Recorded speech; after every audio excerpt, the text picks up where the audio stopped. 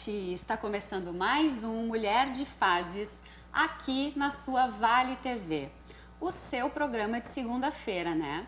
E eu já aproveito aqui para te convidar a compartilhar o programa com todos os teus amigos e ajudar a gente a trazer mais audiência e fazer o programa chegar cada vez mais longe.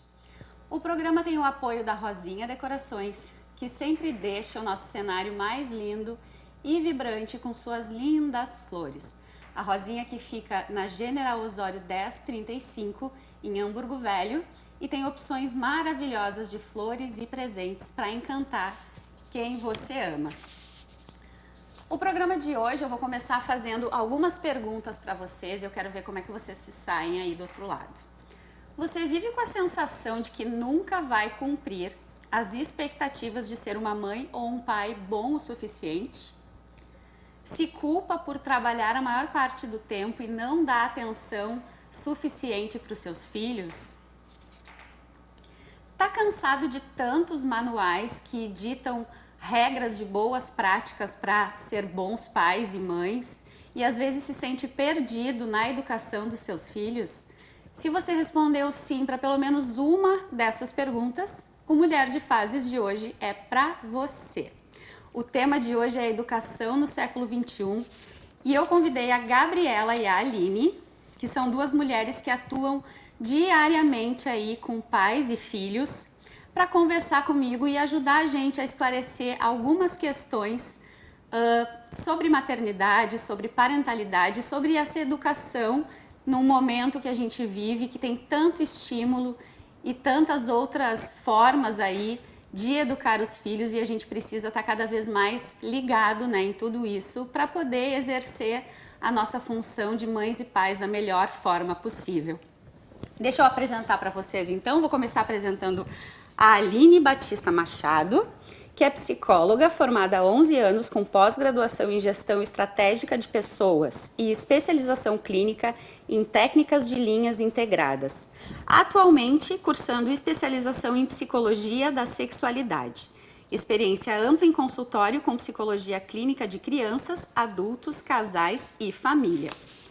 A Gabriela Brown é graduada em História pela URGS em 2002 e encontrou na educação uma forma de se conectar com o outro. É mãe do Rafael, autora do livro Lar é onde minha mãe está, consultora em educação não violenta para pais e professores e educadora parental, palestrante educacional. Gurias, muito bem-vindas ao Mulher de Fases. Obrigada. Muito bom ter vocês aqui para a gente conversar sobre esse tema, que é um tema tão importante e tão urgente também, né? Porque a gente que acompanha aí todos os dias as redes sociais e as discussões acaloradas que acontecem, né, sobre paternidade e maternidade, hoje a gente está precisando de muito mais apoio nesse sentido, porque nós temos um outro mundo, né, configurado muito diferente do nosso mundo quando nós éramos crianças, né, e quando nós fomos educados pelos nossos pais.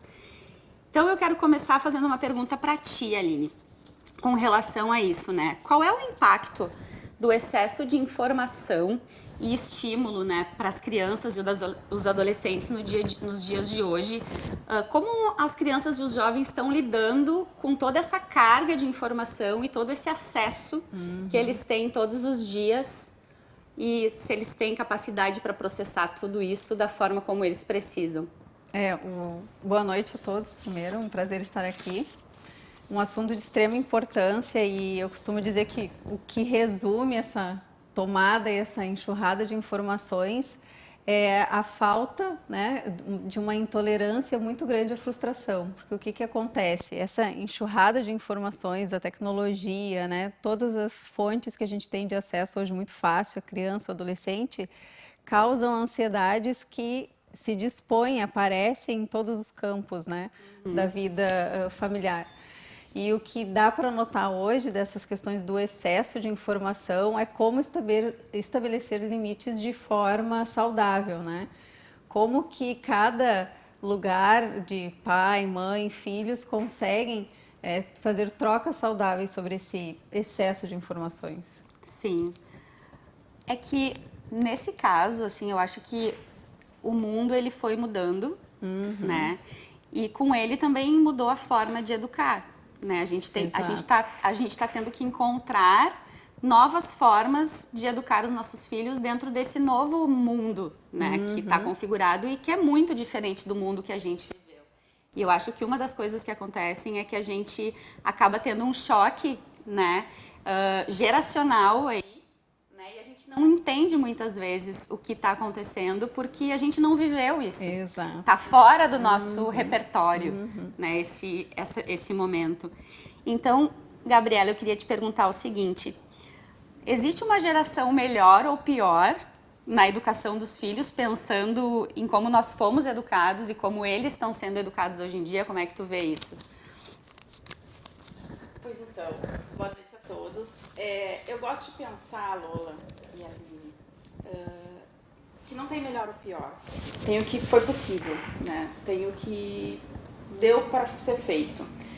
Eu fico pensando, por exemplo, na minha mãe. A minha mãe fez um monte de coisas que eu não faço com meu filho, né? E que às vezes eu penso assim, nossa mãe, você podia ter feito diferente, né? E ela sempre me responde do mesmo jeito. Tivesse você no meu lugar, pra ver como é que você ia fazer. Então eu acho que é sobre isso, assim. É a gente parar um pouco de julgar, né, como os nossos pais fizeram, como os nossos avós fizeram, e começar a olhar pro que pode ser feito. Porque se a gente parar pra pensar, os nossos pais, os nossos avós não tinham as informações que a gente tem hoje. Não tinham. Então a gente tem um monte de informação. Se a gente pensar em disciplina positiva, poxa, a disciplina positiva começou a ser propagada no mundo lá na década de 60, 70, Estados Unidos. Se a gente olhar para o Brasil, falando em educação parental, a gente tem um cenário de 10 anos de disciplina positiva. É nada em termos de história, é muito recente. Então, quando a gente fala em tem geração melhor, tem educação melhor, eu acho que a gente tem que olhar para o que faz sentido para cada um de nós. O que faz sentido para mim? Porque tem coisas que a minha mãe me ensinou, tem valores, tem estratégias de vida que ela me ensinou que, puxa, vão valer para o resto da minha vida e eu ensino para o meu filho. E tem coisas que eu acho que podem ser melhoradas, que podem ser aperfeiçoadas. Então, por exemplo, a minha mãe me botava de castigo. Eu não boto meu filho de castigo. Isso não transformou ela numa mãe melhor ou pior do que eu sou, mas diferente. Então acho que tem a ver. Acho que é sobre isso, sabe? É sobre a gente pensar sobre o nosso jeito. E não se o jeito do outro tá certo ou se tá errado. E eu acredito que quem está nos assistindo agora passa por isso também, que para nós também fica um pouco confuso, porque hoje a gente tem muita informação. Informação demais até. Né? E às vezes a gente não consegue simplesmente acolher a nossa intuição como pais e mães, acolher a nossa forma de fazer as coisas, e a gente acaba ouvindo e lendo e olhando para a nossa maternidade, para a nossa paternidade com desconfiança, porque a gente não sabe como transitar, tá? Mas existe um manual, né, de bons pais e de boas mães. Eu tô fazendo certo? Acho que a gente acaba tendo tanta informação que a gente fica confuso no final das contas, e a gente acaba esquecendo de olhar para o nosso jeito, para os nossos valores, para a nossa forma, para realmente o que funciona dentro da forma que a gente acredita, e não do que todo mundo tá colocando e falando pra gente, né? Então esse excesso de informação traz essa confusão, até pra gente, né, enquanto pais e mães que estamos buscando essas formas de educar os nossos filhos. E muitos pais, dentro dessa questão do excesso de informação que a gente vinha falando, dessa liberdade de acesso que crianças e adolescentes têm hoje, muitos pais colocam aquelas questões de os apps de controle parental, né, para poder mapear aí os acessos dos filhos e tudo mais. Aline, o controle parental, ele é emocionalmente saudável, assim, do ponto de vista da criança e do adolescente? Como é que tu enxerga isso? Como é que tu recebe isso, né, das pessoas que tu atende hoje? É um assunto bem delicado, assim, porque tem pais que chegam para mim com a decisão muito tomada, assim. Eu vou dar celular para o meu filho, para minha filha, porém eu não abro mão do app, né? E alguns pais querem colocar até de forma sigilosa, alguma forma de conseguir conduzir em silêncio o que o filho está acessando. o que eu sempre tento trabalhar é a confiança disso. Será que precisa mesmo, né? O porquê que tu quer colocar? Porque às vezes dá para entender que a insegurança, o medo do pai, o que ele tem dentro dele, não é o que o filho realmente acessaria, tu entende? As inseguranças do pai e da mãe ali, que ficam guardadas e eles não falam sobre, não é o que a criança acessaria, não é o medo da criança. A criança tem um pensamento maduro sobre o que ela quer acessar e ela falaria para os pais. Então, às vezes, eu sinto que o medo que os pais têm, de repente, de perder o controle e querer fazer algo em sigilo ali é muito mais pesado do que sentar e conversar. Olha, eu vou te dar o celular, esses são os sites que tu pode acessar, qualquer coisa que acontecer, conversa comigo. Então, eu sempre tento ir por esse viés, assim, vamos conversar sobre o porquê da necessidade do aplicativo. Ah, porque eu não confio no meu filho. Então, por que o celular? Ah, porque ele precisa se comunicar ida e volta da escola. Então, eu vou monitorar. Ah, mas e se ele apagar as conversas, né? Então, tem sempre muita desconfiança. Eu sempre tento trabalhar a base da confiança para depois entender a necessidade. Ah, então por que se o filho pegar um Uber, né?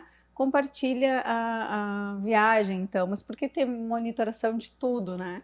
Então eu sempre tento trazer primeiro para o diálogo aberto, assim, quais são os teus medos, o que a gente precisa ver contigo, pai e mãe, antes de tu liberar o acesso para a criança ter o computador, o celular na mão. Porque eu acho que muitas vezes o que pode acontecer, né, Gabi, a gente tá pensando nesses acessos sob o ponto de vista do que a gente faria. Exatamente. Né? A gente tem um Das olhar nossas vivências. adulto, né, Isso, sobre isso isso.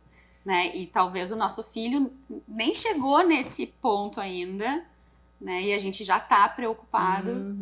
Isso também é uma questão que talvez a gente precise olhar, né, para isso, assim, quando a gente vai pensar nesses formatos, né, de entender o que o filho está fazendo, enfim, de controlar, se isso realmente é viável, né, sob o ponto de vista emocional, porque às vezes pode ser uma invasão de privacidade, assim, né, se a gente for parar para analisar friamente. Claro que é importante, né, saber o que o filho está fazendo, mas na minha infância, eu saía de manhã para brincar e eu voltava no horário que a minha mãe pedia e ela não sabia o que eu estava fazendo o dia inteiro. Né? Claro, a gente estava na casa do amiguinho, da amiguinha e tal, mas não tinha todo esse controle. Isso. E hoje a gente quer controlar, eu acho que excessivamente, a gente acaba problematizando demais coisas que talvez não precisassem ser tão Perfeito, valorizadas, assim, um excesso de valorização. Eu acho que a gente tem uma falsa sensação de controle. Porque a gente Pois não é, tem fala controle mais sobre isso, nenhum. Gabi. Se você parar para pensar, se a gente for falar sobre isso que a Aline trouxe, né, a questão da confiança, que para mim é a base de um relacionamento, e pensa, como é que você se sente se você chegasse em casa e o seu marido dissesse assim: Lola, você esteve num restaurante hoje? Exatamente no restaurante que você foi. Você já começa a se espiar, né? Como assim? Tá me monitorando? Né? A gente já fica desconfiado, tá me seguindo, tá me monitorando. E é exatamente essa sensação que as crianças e adolescentes, sobretudo adolescentes, que começam a entrar num período de maior necessidade de privacidade, de independência, eles vão sentir. Exatamente essa. Então pensa que se eu não comunico, eu acho que essa é a pior das escolhas. Não comunicar que você está exercendo algum tipo de observação ali sobre os processos que a criança e o adolescente escolhem assistir. Quer exercer? Senta e combina. Olha, para mim é importante. Para mim, mãe, é importante para que eu possa me sentir segura, que eu saiba o que você está vendo. Né? Comunica. Porque daí também a criança vai saber, o adolescente vai saber que existe uma pessoa que está olhando para isso. E se você quiser ir além, escute também o que ela vai dizer, porque talvez ela te diga assim: para mim é importante ter um pouco de liberdade. Aí o trabalho de vocês vai ser como que eu vou lidar com isso. Isso, a gente sempre cuida muito das questões das ameaças, né? Ah, mas se eu te pegar fazendo algo ali que eu não deixei tu pegar, né, através do celular de outro amigo. Ou, não sei se vocês lembram quando tinham alguns desafios que eram lançados ou nas redes sociais ou em alguns sites, né? Para as crianças se desafiarem entre elas, alguns jogos assim. Isso acontecia sem o controle dos pais, Exato. né? Eles faziam alguns jogos assim. Ah, porque tinha que fugir de casa, ou tinha que pegar alguma coisa de casa. Isso como se fosse um jogo nas redes sociais. Quando isso chegou no consultório, a primeira coisa que eu fui conversar com os pais, quando, principalmente nas terapias sistêmicas, né, quando são famílias inteiras, como que vocês conversam sobre o que vocês combinam que é segredo entre os amigos? Né, que se acobertam assim, os meus pais não têm o controle parental, então eu empresto o meu celular para te fazer o desafio, e isso vira um grande segredo. E aí acabam se espalhando nas turmas e a gente não consegue mais conter os conflitos que vêm, né? Então não adianta esse falso controle aí que é gerado através de um aplicativo, ele não fica contido ali. Ele não fica no tempo de uso. Existem outras formas. Se a criança vem através da proibição, da restrição apenas, e não é trabalhada a confiança do, olha, tu não vai assistir isso, né, porque não é da tua classificação, ou só vai assistir com o pai e com a mãe juntos, para que a gente possa te explicar o assunto, ou esse desafio é feito com o intuito de machucar alguém, então não é bacana fazer, né, o que tu pensa sobre isso? Porque a criança tem a opinião dela, né, o adolescente, ele tem a opinião, então não dá para chegar pronto com a regra ditada, porque fora dali, nos grupos ou com outros pais, não são as mesmas regras. Então ele tem que estar consciente do porquê que pai e mãe pensam assim. Sim, e acho que também dentro disso a gente pode trazer as questões, né, dos princípios, né, da comunicação não violenta, porque eu acho que muitas vezes os pais eles se perdem nessa comunicação, né? Eu acho que muito dos conflitos que acontecem e muito das dificuldades que pais e mães enfrentam, né, com seus filhos, no sentido de encontrar um equilíbrio nessa comunicação, né, para as coisas fluírem melhor, passa também por essa dificuldade de se comunicar de uma forma menos agressiva. Porque acho que existe muito isso, assim, da gente ter tido uma educação um pouco mais restritiva, no sentido de que a gente não tinha tanto espaço para expor o que nós pensávamos, né? Era muito mais normal pais e mães olharem para ti e dizerem, eu não quero saber a tua opinião, quem manda aqui sou eu e ponto final. Né? Não sei se vocês passaram por isso também, mas eu ouvi muito essa frase durante muito tempo da minha vida. Sim. Então a gente era induzido a não expressar, né, o que a gente pensava, não ter uma voz, um lugar de fala dentro daquela família, porque a gente era criança, né? E hoje não, hoje as crianças estão cada vez mais pedindo esse espaço, querendo esse espaço, né? E a gente fica um pouco inseguro em até onde nós temos que dar realmente esse espaço. E aí eu acho que entra essa questão dos princípios da comunicação não violenta. Como é que isso funciona, Gabi, assim, no dia a dia? Como é que a gente pode ajudar quem está nos assistindo a buscar essa nova forma, né, de conduzir a educação, falando de uma maneira diferente, colocando as coisas de uma forma mais positiva, enfim, conta pra gente como é que é isso. Então, quando eu comecei a estudar comunicação não violenta, isso faz aí, sei lá, quase 5 anos, eu falo que comunicação não violenta é um estilo de vida, né? A gente pensa que é um bloco de ferramentas. E eu, quando comecei a estudar, pensava isso, é um bloco de ferramentas aqui para me ajudar a ser uma mãe melhor, uma pessoa melhor. E aí, a comunicação não violenta, ela vem lá com os princípios dela, tem o princípio da observação, do sentimento, da necessidade, do pedido. E eu fui muito estática para isso. Fui assim, passo 1, cheque, passo 2, cheque, passo 3 e tal. E percebi que isso mais me transformava num robô, mais me afastava do que me aproximava das pessoas com quem eu estava praticando. E aí eu pensei, não, tem algo errado aqui, preciso sentir. Então, o que eu costumo dizer é que quando a gente quer se comunicar, e para mim todo relacionamento tem a ver com comunicação. Quando a criança pequena, por exemplo, ela se joga no chão, ela tá falando algo.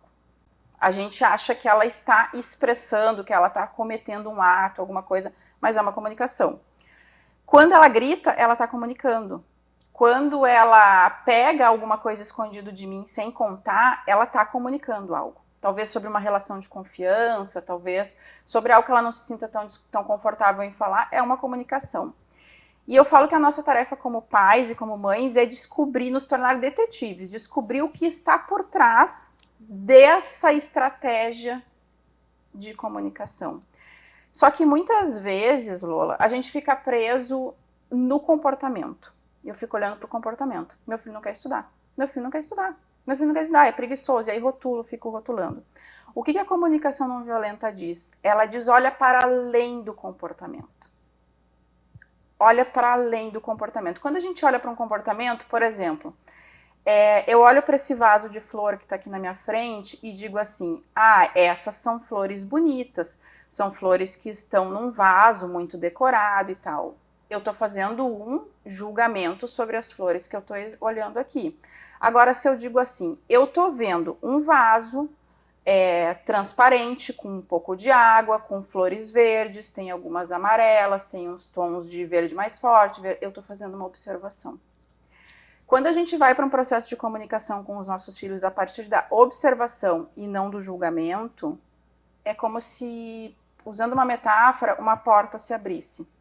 Então, quando a criança ou o adolescente chega para mim e fez alguma coisa errada, algo que eu não gostei, por exemplo, foi mal na escola, e eu vou falar com ele sobre isso, tirou nota ruim numa prova, eu vou falar com ele sobre isso, geralmente eu chego e digo assim, você foi mal, você não estudou, você é preguiçoso. Você precisa melhorar as suas notas, você precisa parar de ver videogame, você precisa isso, você precisa aquilo. Eu vou com uma série de julgamentos e já vou trazendo as soluções que foram criadas por mim. Acabou o videogame, acabou isso, acabou aquilo, agora é estudo. Eu já trago as soluções, não dou nem chance para ele falar sobre como ele se sentiu com aquela nota, sobre o que aconteceu para ele ter chegado naquela nota, por que ele chegou naquela nota. Eu não dou espaço para isso, geralmente. Eu já vou chegando com o julgamento. Agora, se eu chego e digo assim, olha, recebi aqui o boletim. Nem sei se é boletim ainda que se chama. Porque meu filho é recém... parecer avaliativo. Meu filho é recém entra na primeira série, então tô me inteirando desses assuntos. Recebi aqui o parecer avaliativo. Vi um 8 em matemática, ou vi um 5 em matemática. Topa falar sobre isso? Eu fiz uma observação do que eu vi. Eu não disse que ele era preguiçoso, eu não disse que ele era mal agradecido por eu estar pagando a escola, estar me esforçando aqui para isso, e se ele não dá valor. Eu não falei nada disso. Eu falei sobre algo que eu vi. Então, comunicação não violenta tem a ver sobre isso, sobre falar sobre o que você vê, sobre identificar, sobre como você se sente sobre aquilo que você está vendo e como o outro se sente sobre aquilo que aconteceu. Para depois de tudo isso, depois que eu conseguir me conectar com o outro, aí eu vou falar sobre estratégia.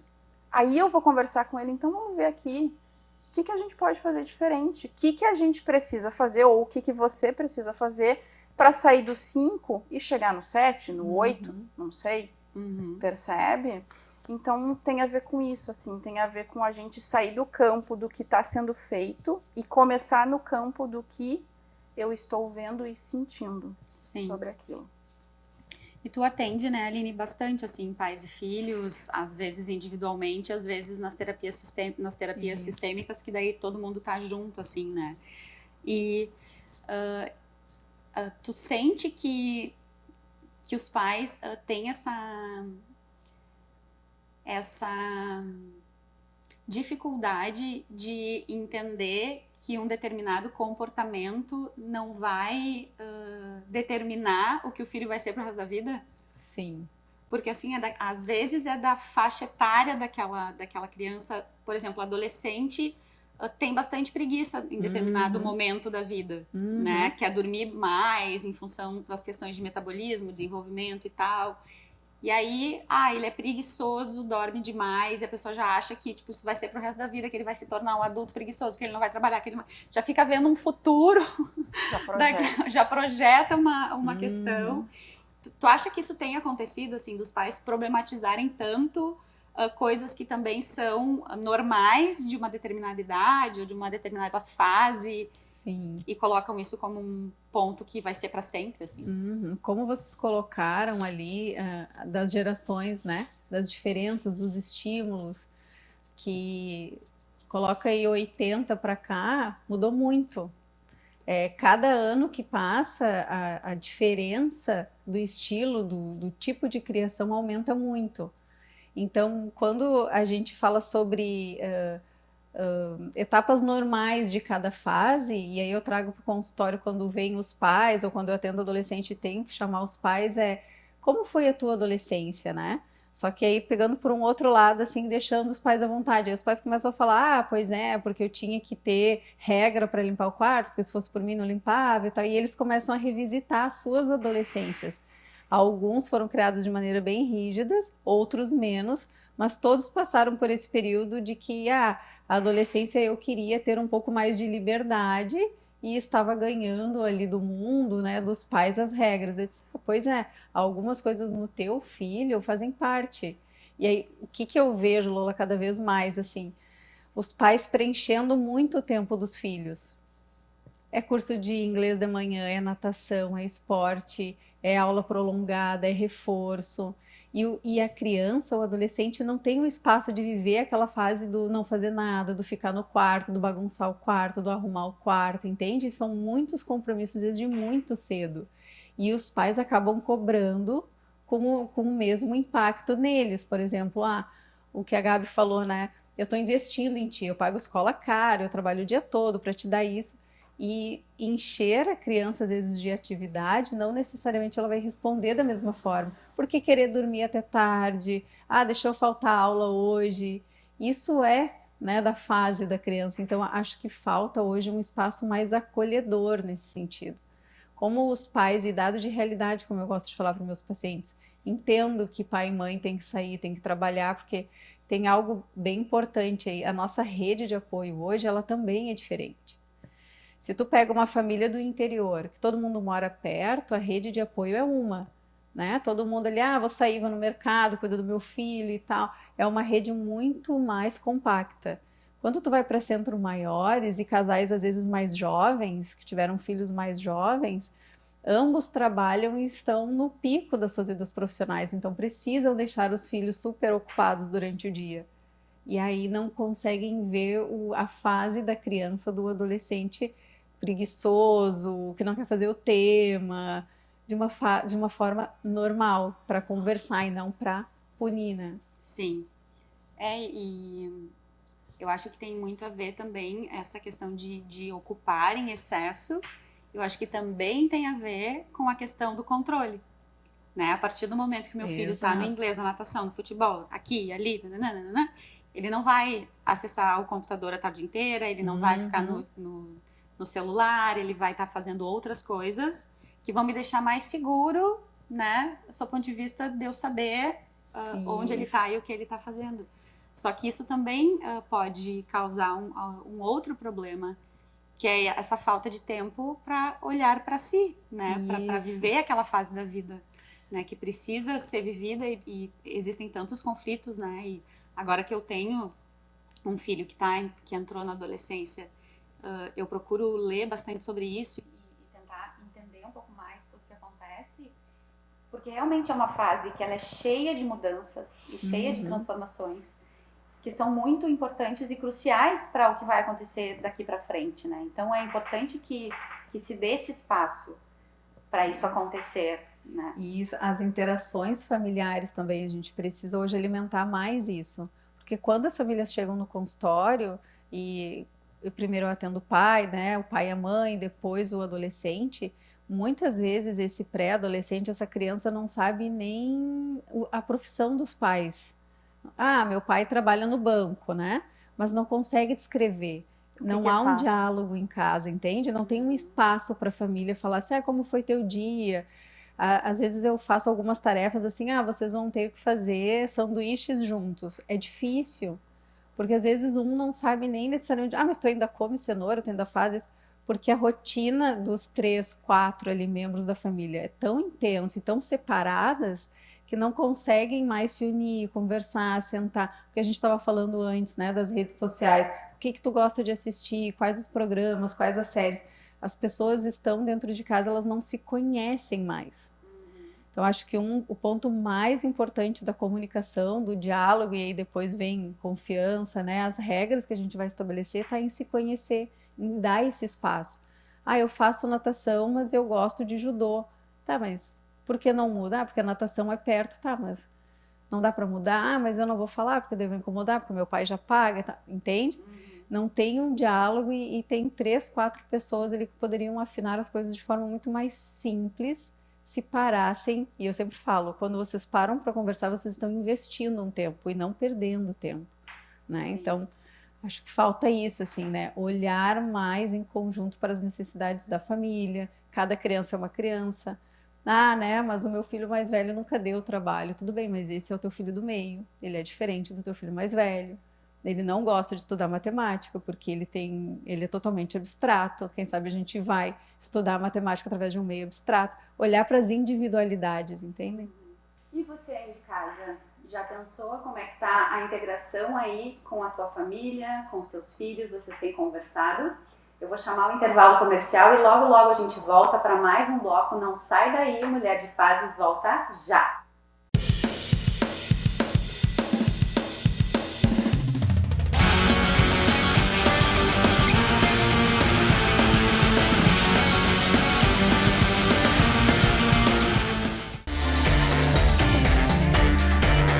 Garfão, restaurante, pizzaria e sushi. No almoço, maior buffet do Vale. À noite, combo com rodízio de pizzas, buffet de sushi, comidas quentes e refri liberado.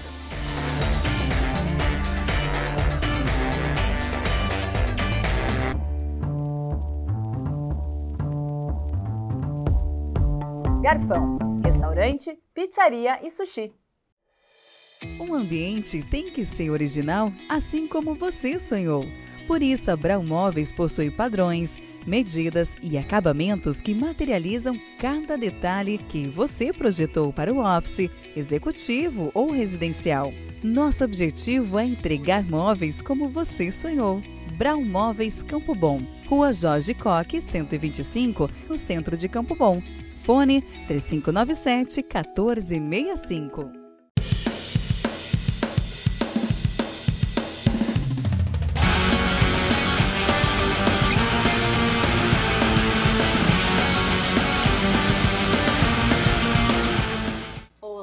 Estamos de volta com Mulher de Fases. A gente acabou o primeiro bloco falando sobre a integração familiar, sobre como nós estamos nos comunicando dentro da nossa própria casa com os nossos filhos.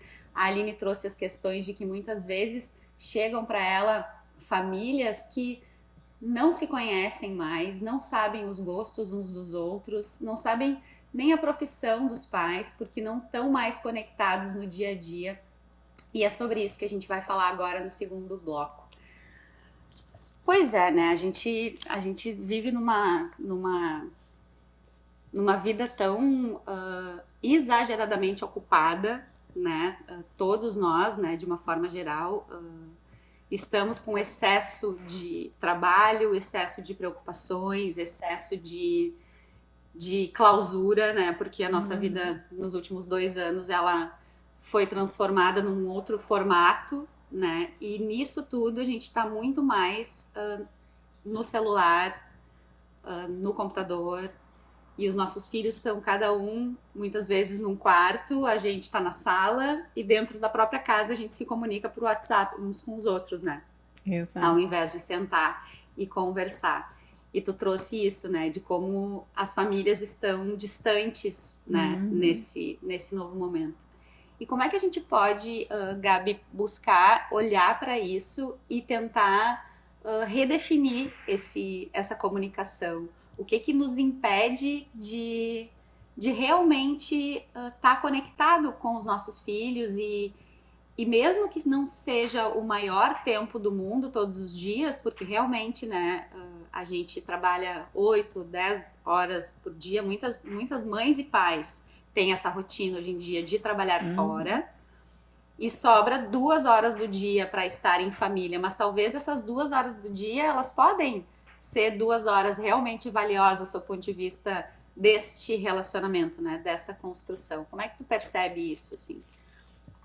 Veja, no início a gente falava sobre essa questão da quantidade de informações, né? Tu trouxe isso, essa quantidade de informações que a gente recebe, assim, abundante, né? Então tem que fazer isso, tem que fazer aquilo. Eu me lembro quando meu filho era pequeno, que ele não dormia, me diziam assim, bota uma pedrinha quente embaixo do berço, canta para ele antes de dormir, dá um banho relaxante. Bom, eu fazia de tudo né, e ficava mais atucanada com a quantidade de informações que eu não conseguia me conectar com ele, que na verdade era o que resolveria. Entender que não dormir faz parte do processo de desenvolvimento de toda criança, né, umas dormem com mais facilidade, outras precisam aprender, e a segunda coisa é que às vezes a criança não dorme porque a mãe está tão agitada que ela precisa ficar acordada para ajudar aquela mãe, inconscientemente, né? Então, eu acho que a gente está tão preocupada em fazer o que é certo, né? Sem saber direito o que é esse certo, existe assim uma nuvem do certo e do errado, que é nisso que a gente se perde. Então, quando meu filho chega para mim e diz assim, bati no meu colega na escola hoje, eu não ouço bati no meu colega na escola, eu ouço errou. E aí eu vou para cima dele com, de novo, julgamento. Então eu não falo sobre o que aconteceu, sobre como que ele se sentiu. E se eu começo a falar sobre, né, mas o que aconteceu, ele começa a contar o que aconteceu, eu vou interrompendo. Não, mas por que não fez assim? Mas por que não chamou a professora? Mas por que não fez isso? E esses ruídos na comunicação vão nos distanciando.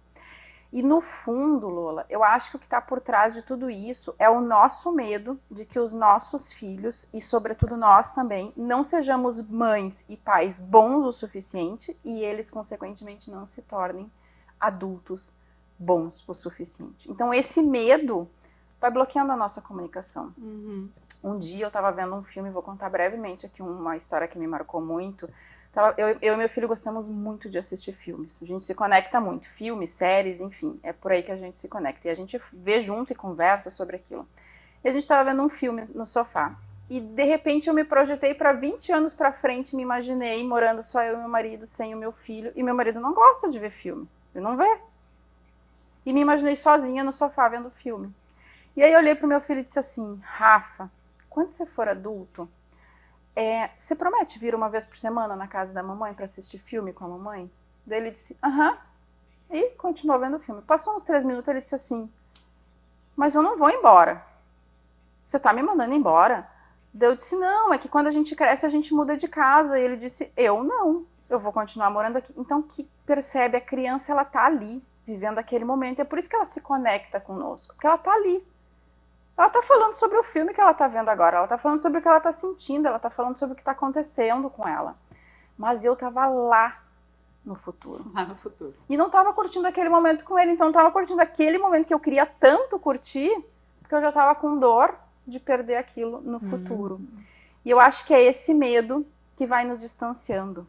É o medo de que o meu filho não fale inglês, então eu coloco ele em cursos, milhares de cursos de inglês. É o medo que ele não tenha habilidades esportivas o suficiente, então eu preencho aquilo que a Aline falava, eu preencho toda a agenda dele. Isso não, a gente vai se separando. Ao ponto de, às vezes, a gente buscar tanto isso sobre o que está certo e o que está errado, de eu receber perguntas assim, quanto tempo é o tempo de qualidade que tu fala que eu preciso ter com meu filho? É 15 minutos? É 30? Quanto é esse tempo? Eu digo, não sei. Porque tempo de qualidade pode ser uma passada de mão na cabeça. Uhum. Pode ser um oi, meu filho, tudo bem? Como abraço, é que foi seu dia? Uhum. Pode ser um almoço, mas também pode ser uma ida no parque. Eu recebi um depoimento de um pai uma vez que ele me disse assim, eu não sei quanto tempo meu pai passava comigo, mas eu me lembro de tomar sorvete com ele. E isso é tempo de qualidade. Que são aquelas memórias afetivas que tu vai construindo, né? E às vezes não são milhares de memórias afetivas, né? Exatamente. Às vezes é o cheiro de uma comida, tipo, a minha mãe tinha, quando a gente era criança, ela pintava porcelana, né? Hoje ela não pinta mais, mas ela tem um super talento para pintura, assim. E ela pintava porcelana e ela pintou um joguinho de porta-ovo, que daí tu botava o ovinho cozido e ela batia com a colherinha e daí ficava com a geminha mole, a gente comia esse ovinho de manhã. Eu me lembro sempre disso. Sempre que eu vou comer um ovo, eu lembro desse ovinho nesse potinho pintado à mão, sabe? De cada um tinha o seu nome, né? O meu potinho, o meu porta-ovo estava escrito Lola, da minha irmã, do meu irmão. E dessa coisa dela fazer esse ovinho e a gente comer esse ovinho todo dia de manhã. Então, essa memória afetiva, ela pode ser construída com pequenas memórias, né? E eu acho que às vezes a gente fica preso nessa questão do formato, sabe? assim, eu preciso fazer isso para construir uma memória afetiva. Não é assim, né? Tem que ser brincando. A gente precisa fazer isso acontecer, a gente pode fazer isso acontecer naturalmente, né? Sem ser forçado. Exato. Porque se eu pensar que eu tenho que botar no meu planejamento do dia, que eu tenho que ter 15 minutos de tempo de qualidade com meu filho, talvez isso não seja natural. Talvez naquele momento nem eu, nem ele estejamos disponíveis, mas a gente vai parar tudo que a gente está fazendo para dizer, tá, então vamos conversar. Cheque na agenda, né? E Só aí para dá colocar o ok lá no meu dia. Então talvez se precise também sair um pouco desse lugar de obrigação, né? E esses dias aconteceu isso, uma amiga me falou, eu me sinto muito mal porque eu não gosto de brincar com meu filho. Eu não gosto de brincar, ela falou. E ele é pequeno e eu não gosto de brincar. Eu brinco um pouquinho e eu já não quero mais brincar.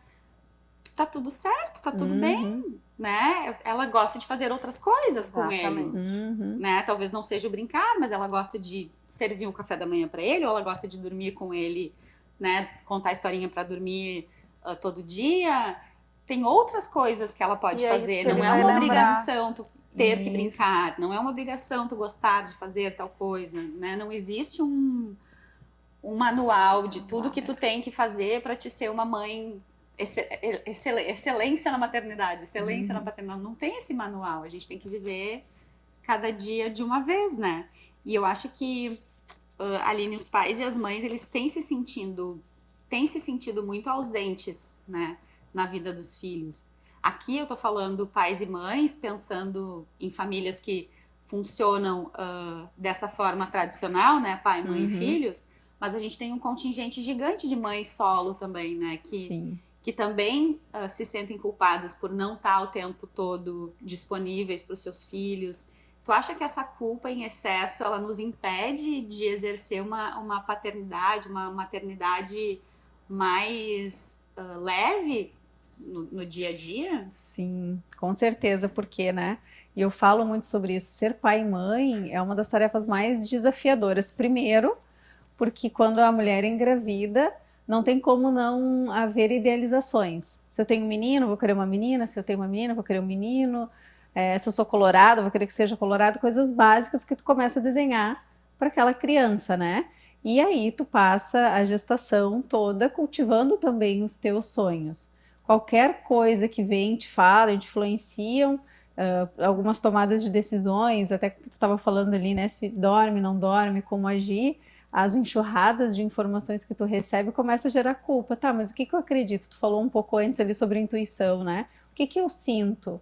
E quando tu para conhecer o teu filho, né? A necessidade dele, assim, para poder sair um pouco dessa receita, desse manual aí que enche a gente de culpa de se não brinca não é uma boa mãe, se não consegue parar de trabalhar para paternar, maternar, não vou formar um bom cidadão. Então a gente tenta sempre tirar todas as regras e entender qual contexto familiar. É mãe solo, né? É a mãe e a avó que criam? São pais, mas o pai passa a semana fora, para poder entender como que essa estrutura familiar pode se formar de uma maneira mais sustentável emocionalmente, né?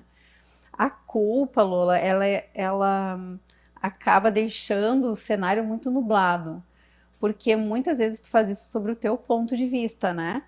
E aí quando a Gabi estava falando, eu lembrei de uma professora na especialização que ela disse que ela já estava com 35 anos e ela pensava em não ser mãe, porque quando ela ia nos aniversários infantis, ela via as mães comerem os doces que as crianças não queriam, né? A criança mordia e, não gostei, e socava na boca da mãe. Daí ela dizia, nossa, eu jamais comeria um doce babado por uma criança, eu não vou ser mãe. E ela disse que tinha uma culpa muito grande por não conseguir amar incondicionalmente, imaginar, né? Uma criança por não comer o resto de comida. Até que uma amiga dela chegou e disse, mas tu pode tirar da mão da criança, da boca da criança e botar fora, tu não precisa comer. Eu passava por isso muito, assim, e eu sempre dizia pros meninos, a mamãe não é lixo, sabe? Eu sempre falava isso, tipo assim, bota em outro lugar esse negócio, entendeu? Exatamente. Porque a mamãe não é lixo, eu não vou ficar comendo as coisas que tu não quer, Isso, sinceramente. Aí ela disse que baixou a adrenalina, engravidou, ela tem 2 meninos hoje, mas ela contou o quanto, antes mesmo de ser mãe, ela já estava se sentindo culpada, porque não comer os restos era não amar incondicionalmente a criança, né? Sim. Então a gente sempre fala quem é essa mãe primeiro, qual a estrutura dela, o que ela gosta, quais são as habilidades sociais, profissionais dela, né? Isso independe do amor, entende? Ela vai ter a forma de poder lidar com essa criança.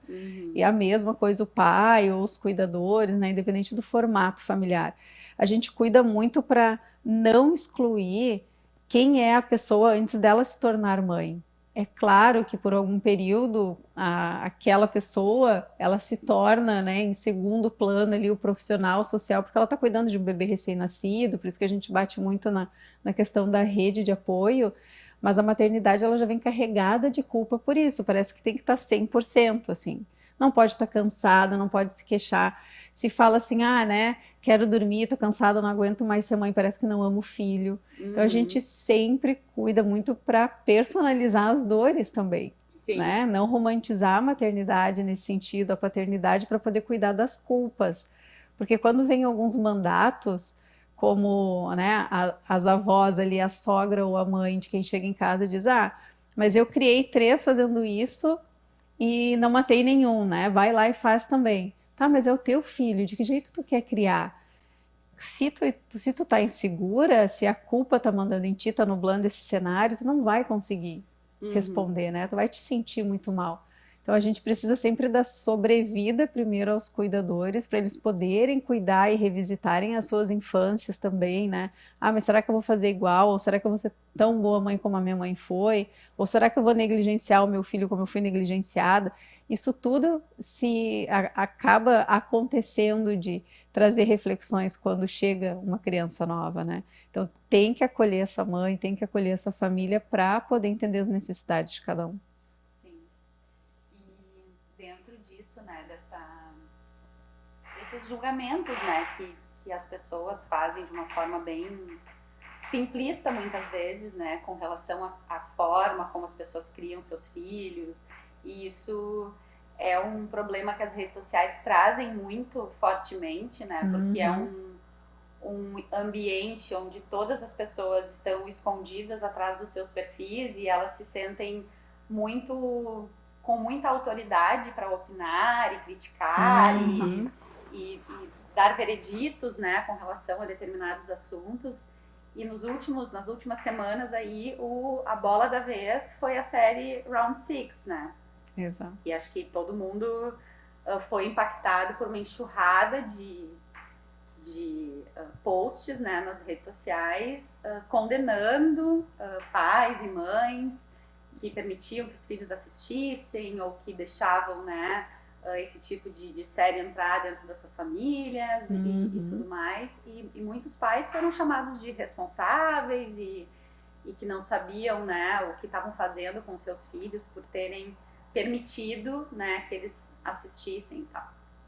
Então eu queria trazer esse assunto agora pra gente olhar para ele também, porque eu fico em dúvida com relação a tudo isso, né, com relação à série, com relação a toda essa condenação generalizada que aconteceu, né, com relação à relação dos pais, né, com relação aos filhos, assistindo ou não. E eu me lembro muito bem que na minha idade, né, aos 12, 13 anos, eu assistia muita coisa que era imprópria para minha idade, né? Tinha muitos filmes, né? Principalmente os de terror, né? Eram filmes que nossa, os meus amigos adolescentes, a gente sempre queria, né, assistir, a gente dava um jeito de conversar com os pais para poder deixa eu assistir O Exorcista, por favor, deixa eu assistir. E eu fiquei sem dormir um mês, né, quando eu assisti O Exorcista, porque realmente eu fiquei com muito medo depois, eu conto isso até hoje, porque foi muito engraçado, eu dormia no quarto dos meus pais, porque pra mim foi demais O Exorcista. Mas eu assistia, né? Pra mim é demais até hoje. Sim, eu acho que eu não assistiria de novo, porque realmente bateu em mim de um jeito diferente. mas até que ponto, né, eles não têm maturidade para entender a mensagem do filme, né? Até que ponto o excesso de violência que está ali no filme é algo que eles não conseguiriam entender ou processar ou, né, trazer para uma discussão em família, de repente.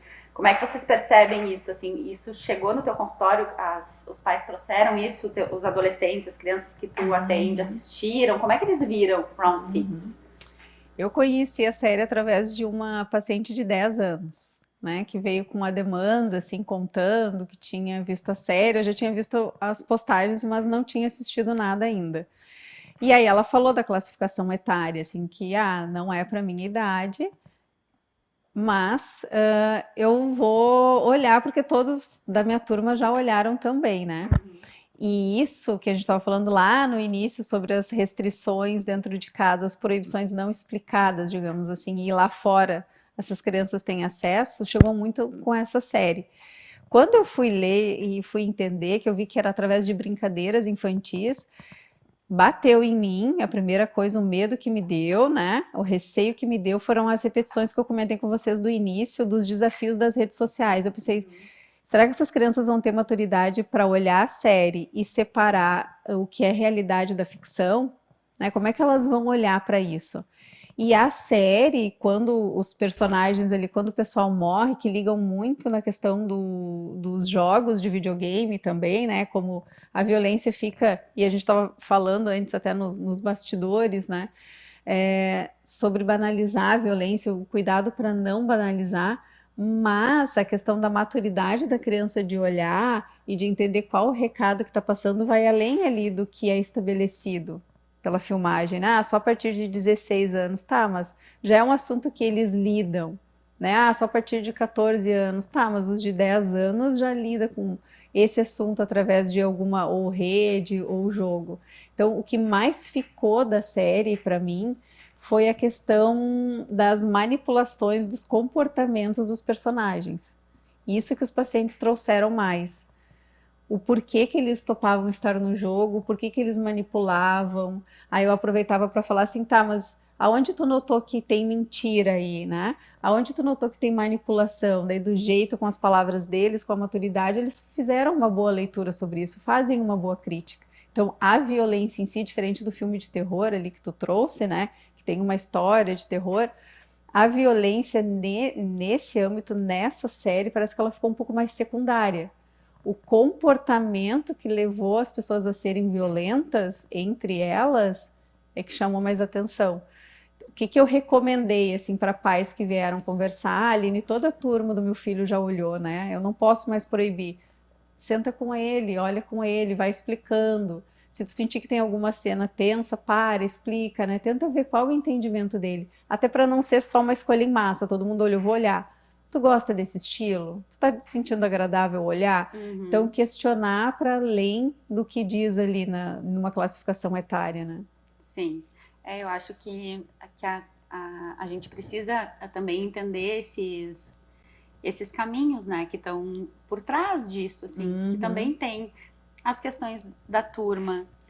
Eles estão nesse processo, né, de pertencer a uma tribo. A gente também já funcionou assim. E a gente funciona muito assim, né? Não é porque a gente é adulto que a gente deixa de se influenciar por pessoas, por situações, por movimentos, né, que acontecem e que a gente, quando percebe, a gente já tá ali dentro. A gente, às vezes, nem... Nós, com a idade que a gente tem, às vezes a gente ainda não raciocina para entender que a gente está fazendo aquilo porque todo mundo está fazendo, né? E eles também passam por isso, né? E pra ti, Gabi, como é que tu assistiu um pouco da série? Eu lembro que tu me falou que tu tinha assistido. O que que tu entendeu disso, assim? Eu assisti alguns episódios e confesso, eu tava comentando com as meninas aqui, que eu confesso que eu fiquei curiosa, porque pra mim é uma série que dá pra trabalhar muitos assuntos ali, dá pra gente abordar muitas questões. E eu vou contar o que eu achei da série, mas antes eu queria trazer uma questão aqui que está conectada com ela, que eu acho que é pra gente pensar. Não é porque eu não quero que o meu filho assista alguma coisa, ou porque eu não quero ver algo, que aquilo vai deixar de existir. Às vezes a gente tem essa ilusão, né, de que se ele não assistir, deixou de existir. E tem uma questão que diz assim, quando você olha uma manchete que diz a série mais assistida nas últimas semanas, 111 milhões de pessoas assistindo, cara, é um chamativo. E se eu disser não assiste e o assunto terminar por aí, eu tô abrindo uma porta não só para que ele assista no celular, talvez, do coleguinha, ou na casa do coleguinha, e eu nem ficar sabendo, como eu tô abrindo uma porta para ele não ter ou conversar sobre o que ele tá vendo com pessoas que talvez não tenham a maturidade que eu tenho para lidar com aquilo ali. Então, vamos pensar na sexualidade. Às vezes a gente pais têm um pouco de medo de lidar com essa questão da sexualidade. No fundo, o que está por trás é o medo de novo, né? E aí a gente vai, né a criança traz algumas questões. Eu sempre falo com relação à sexualidade que responde o que a criança perguntou. E não sei, Aline, se você concorda, mas vai trazendo na demanda da criança, né? Não precisa a criança perguntar, mamãe, o que é um pênis? Não, e aí o pênis entra na vagina? Não precisa, responde especificamente aquilo. E quando a gente vai falar sobre sexualidade, às vezes os pais, né, ficam, não falam. Eu me lembro muito da minha mãe não falava. Minha mãe escondia os anticoncepcionais da minha irmã porque ela achava que se ela não tomasse, ela não iria transar. Então vejam, a minha irmã foi buscar essa informação em outro lugar. O problema dela buscar a informação em outro lugar é que eu não sei onde ela está indo buscar. Eu não sei com quem ela está indo falar. Eu não sei que tipo de informação essa outra pessoa vai estar fornecendo para o meu filho. Então, se eu digo para o meu filho que chega para mim e diz eu quero assistir Round 6 e digo não vai assistir porque é muita violência, porque eu li um monte de crítica sobre isso que fala que não é para assistir, que não está na sua faixa etária, eu estou dizendo para ele, este é um assunto proibido entre nós. Nesta casa nós não falaremos sobre isso. E aí, talvez eu esteja plantando uma pulguinha nele de agora eu quero ver. Só que com a minha mãe e com o meu pai eu não posso falar sobre isso, então eu vou falar com outra pessoa. Então, quando eu assisti Round 6, algumas coisas me chamaram a atenção. Eu falava sobre isso, né? Sobre a banalização da violência, né? A violência parece que não é o principal que chama atenção ali. Pessoas morrendo passa a ser normal, é do jogo. Os videogames mostram isso já hoje, é do jogo. Então é normal ver uma pessoa ser atingida por um tiro e morrer, perder a vida por conta de uma situação. A gente já vê isso todos os dias nos noticiários, a gente vê isso nos jogos de videogame, a gente vê isso nas novelas, nos filmes, é normal. E aí eu fico pensando muito sobre isso, sobre essa banalização da vida, o quanto a gente já normalizou atos de violência extrema, né? Mas também, como que eu falo sobre isso com o meu filho? Então senta aqui comigo e vamos assistir um episódio juntos. Óbvio, eu não vou pegar o meu filho de 7 anos e assistir isso com ele. Se ele me trouxer essa demanda, eu vou sentar com ele e conversar sobre isso com ele. Não necessariamente eu precise assistir, mas eu posso conversar sobre isso com ele, se vier a partir dele, né? Ontem, por exemplo, meu filho veio, chocolate, 1, 2, 3. Eu digo, não é mais batatinha, chocolate? Ele disse, eu digo, onde tu viu isso? Ele disse, eu vi no YouTube, numa propaganda. Eu digo, o que tu pensou? Ele disse, é uma brincadeira. Então, entende? Eu vou buscando para ver o que entrou na cabecinha dele. Como que ele processou aquela informação. E eu acho que o principal dessa série do Round 6 não é uma série que eu diria assim, vai lá e assiste. Mas é uma série que eu diria, se o seu filho chegou e ele é, por exemplo, um adolescente de 10, um pré-adolescente ou um adolescente, chegou para você e disse, eu quero assistir... Olha, você pode dar a sua opinião. Eu me sinto desconfortável, me sinto verdadeiramente desconfortável, mas se é importante para você, senta aqui, vamos falar sobre isso. Vamos assistir um episódio juntos. Você falava sobre o seu filho, né, Lola? Me conta o que você tá achando, conversa com ele sobre isso. Deixa ele trazer a opinião dele, aí você vai entender como que aquilo entrou para ele. Sim. É verdade, eu acho que se a gente for analisar tudo, parte, né, desse princípio do diálogo, né, de abrir essa possibilidade de conversar sobre tudo, né, de não ter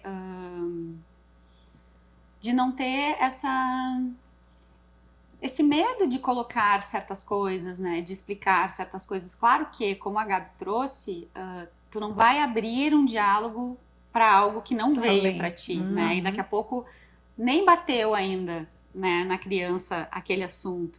E aí tu já tá trazendo, tu já tá gerando algo que não precisaria estar sendo discutido naquele momento.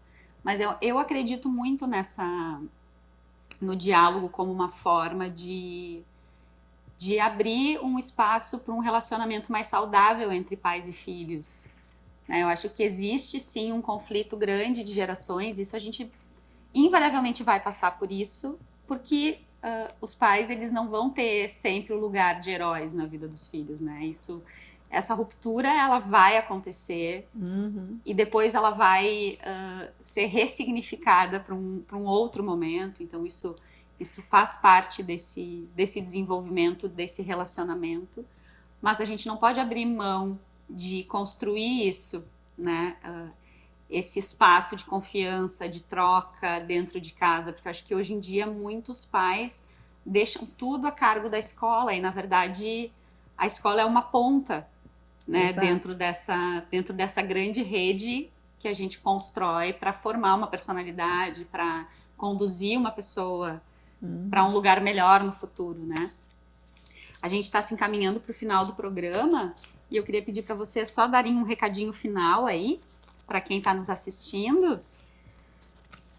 Vamos começar pela Aline, então. Então, Lolin, agradecimento aí por essa troca tão valiosa, e é um assunto que a gente pode explorar por muitas horas, né? Tem muito viés aí pra gente falar, mas acho que o principal, e tu falou disso há pouco, é o diálogo, é criar espaço para que as famílias se conheçam, para que os membros saibam com quem eles convivem, né?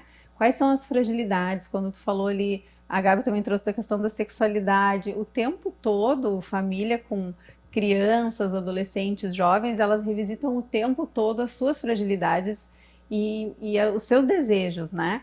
Então, acho que o recado principal é abrir espaço para o diálogo, sem censura, sem crítica, sem punição, para escutar, né? Não é para devolver uma resposta, não é para elaborar uma resolução de problema, mas para que se conheçam literalmente. Por que tu tá com vontade de assistir a série, né? Por que tu não quer ir na aula?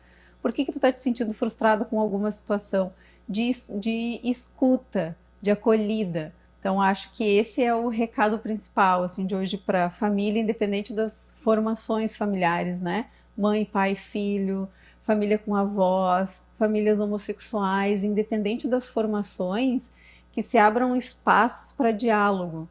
Porque hoje a gente é munida de informações e tem na palma da mão aí a informação que a gente quer buscar, mas essa conexão sem censura, essa conexão mais afetuosa, ela é mais difícil. Então, acho que o recado que eu queria dizer hoje é: se escutem, se olhem, se abraçam, se permitam se conhecer. Legal. Acho que a Aline falou, né? Muito do que eu acredito, assim, essa questão da escuta, mas não é a escuta para responder, né? A gente foi treinado a escutar para responder. Então, se tu olha para mim e fala algo, eu já começo a elaborar aqui o que eu vou dizer. E isso acaba nos afastando, porque eu começo a pensar sobre o meu ponto de vista, né? E quando a gente está quando a gente está lidando com diferenças geracionais grandes, como pais e filhos, né? Por exemplo, eu sou mãe de um menino de 7 anos. Ele enxerga o mundo com a perspectiva de uma criança de 7 anos. Então, para ele, não ter a roupa que ele gostaria, a roupa do treino de futebol estar suja e ele ter que ir com outra bermuda que para mim é banal, para ele é algo gigantesco. E se eu olho para isso como algo banal, eu estou dizendo para o meu filho que eu não me importo com aquilo que ele que é importante para ele, que para mim não faz diferença. E aí eu vou me distanciando cada vez mais, né? Então eu acho que o nosso papel como mães e como pais, pra gente, né, se eu pudesse deixar um recado final, é: sai desse básico do oi, tudo bem, como é que foi o seu dia? Sai desse básico, como é que foi a escola? E para de aceitar esse foi tudo bem, tá tudo bem. Começa a investigar mais, começa a entrar mais, começa a fazer perguntas diferentes. Se a criança é pequena, eu gosto muito disso, o que teve de mais legal? E o que teve de não tão legal? Né? Vai para o campo do que você pode descobrir através de uma resposta onde você está verdadeiramente com vontade de ouvir. E não porque eu tenho que, né, simplesmente perguntar, não porque eu tenho que simplesmente passar um tempo de qualidade com meu filho.